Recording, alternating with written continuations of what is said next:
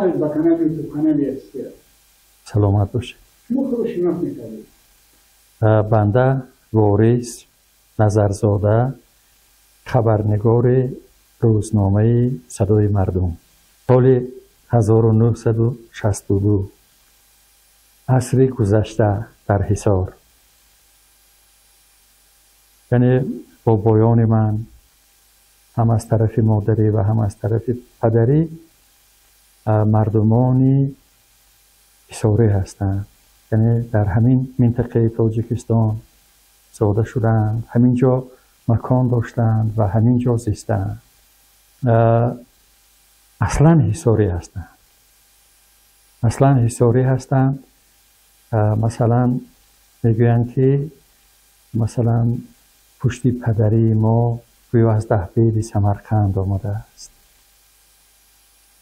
و پشتی مادری ما از بلجوان آخوند مولا شریف، یکی از شخصیت‌های خیلی معتبر بودند، یکی از دانشمندان ختم کرده مدرسه های بخارا. این کس در زمان شورش واسع از بلجوان به درغه می شوند و عسکران میر حصار به حصار می بیارند و همینطور از کشتن رها می شوند و در حصار مقیم می شوند. خب در ابتدای سالهای شوروی با بایان ما رو به گریز آورده بودند. اینها با مقصد افغانستان میخواستند که تاجیکستان را ترک کنند، چون که به زندگیشون خطر تهدید میکرد و همچون شخصیت های ثروتمند. اما ثروت اینها چی بود؟ مثلا اینها خوب زمینی کار هم داشتن، غله میکاریدند، شاید بگم جفت برزگاه داشتند، شاید جواز داشتند و یک زندگی آسوده حالانه داشتند. و در اون زمان همین قدر زندگی هم از روی شنیدی من کسانی ثروتمند حساب می شدند و از جانب حکومت نوی بلشویکی اینا تهدید می شدند. بنابر همین رو به گریز می آورند ولی به زودی بر می کردند.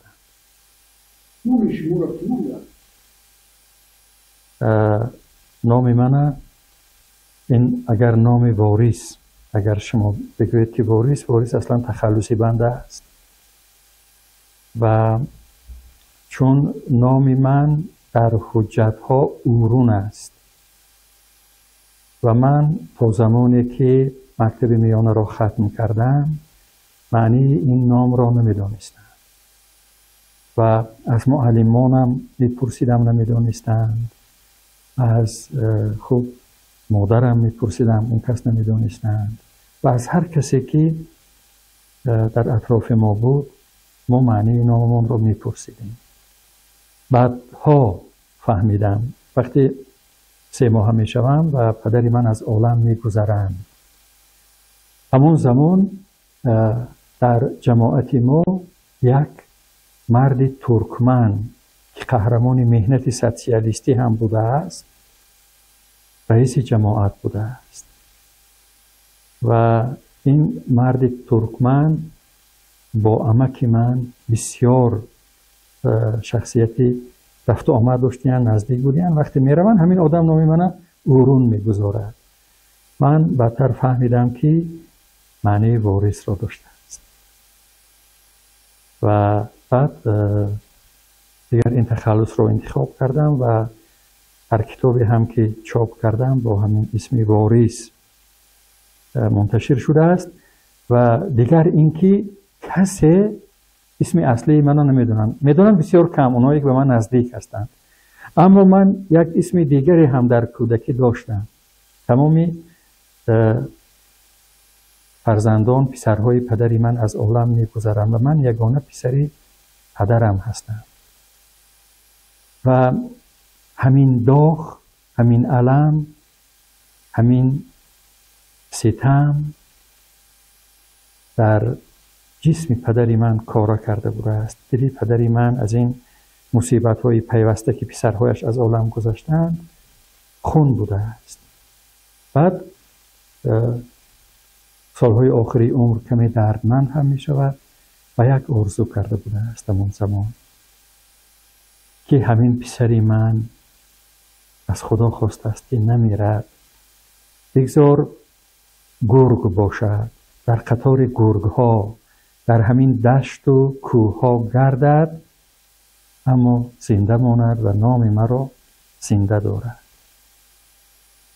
و همین طور در کودکی مرا هم گرگ میگویند و این چیز باعث بسیار الم کشیدنی من، درد کشیدنی من در زمان بچگی بود، یک مدت خیلی کوتاه.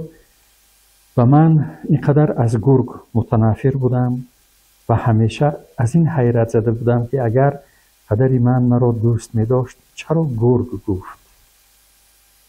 اما بعدتر وقتی که من درد پدرم را، این احساس بسیار دردناک دل پدرم را حس کردم، دانستم، من واقعا پدرم را بیشتر دوست می داشتگی شدم و درباره گرگ هم کتاب ها مطالعه کردم و فهمیدم که گرگ یک جانوری واقعا باوقار و بزرگی بوده است.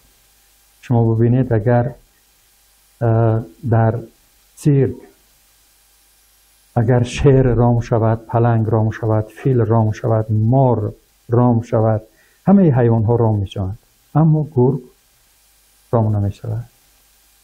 گرگ همون وقار، همون آزادگی خودش را همیشه نگه می دارد و من این چیز را از کتاب هایی که مطالعه کردم البته فهمیدم و این چیز را هم فهمیدم که گرگ ها وقتی دست جمعانه شکار میکنند یک سرور دارند، البته که اون و شکار میبرد گله گرگان را و هر چیزی که پیدا میکنند برابر تقسیم میکنند.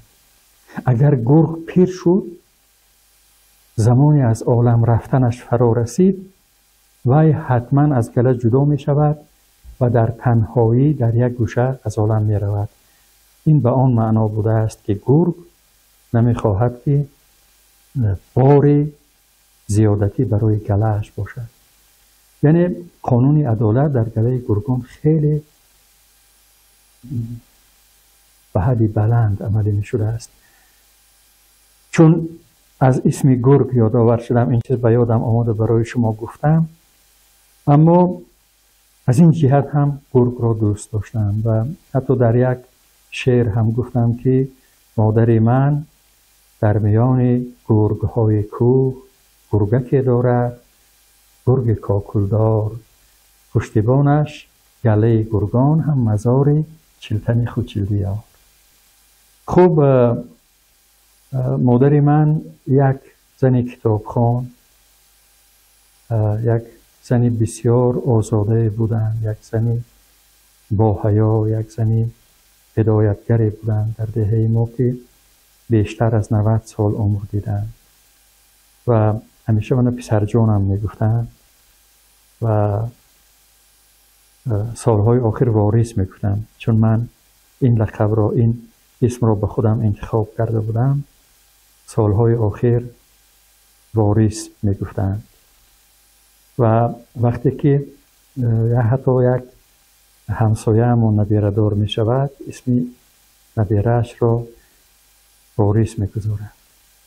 می آید از مادر من دعاگیری و می گوید که مادر عزیز، ما از شما نپرسیدیم و از پسر شما نپرسیدیم و نبیره همون را وارث گذاشتیم.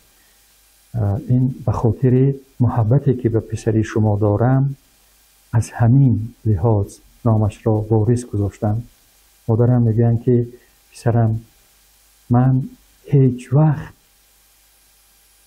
وارث را دعای بد نکردم، هیچ وقت به سویش سخت نگاه نکردم، همیشه به سوی پاکی ها و خوبی ها هدایتش کردم. وقتی اسم پسری من گذاشتی، من از تو بسیار خواهش میکنم که حتی و جانب نبیرت نگاه سخت مکن و به سوی پاکی ها و راستی ها هدایت کن و هیچگاه لفظ بد برایش استفاده نبر. مادر من همین گونه زن بودن، گل پرور بودن. من مادر داشتم که بالای سرفه در دهه هر بیگاه جای می پرتاختن و ما فرزندان بالای سرفه می ششتیم، اما مادرم خانه را هم می روفتن، تازه می کردن و کوربچه می انداختن. بعد آمده پیش ما می ششتن، می گفتیم اوچه جان آخه ما مهمان نداریم، ما بالای سرفه نشسته ایم، چرا شما در خانه جای علاهیده پرتاخته اید؟ می گفتن که پسر جانم برای فرشته ها خانه باید همیشه پاک باشد، همیشه برای قبول مهمان آماده باشد.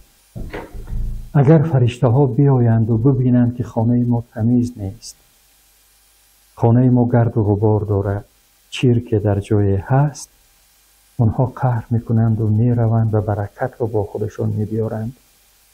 شما گمان نکنید که ما بالای سرفه نشسته ایم، خانه خالی است. خانه جای فرشته هاست. باید ما همیشه همین کار را کنیم. یعنی ما همین گونه مادر داشتیم. انا همین گونه یک مادری که گویا همه چیز را میدانستند. مثلا آب می آوردن و آب را مثلا می گذاشتن و روی آب را می پوشیدن. میگفتن شب روی آب را پوشانید که شیطان و جین آب را مکروه نکند. و وقتی که جویبار آبی روان را از جویبار می گیرید، زود ننوشید. اول در ظرف گذارید که آب آرام شود، بعد از آن بنوشید. یعنی در هر یک سخن مادر یک حکمت بود و ما هر حکمتی که آموختیم در زندگی، هر چیزی که آموختیم از مادر آموختیم.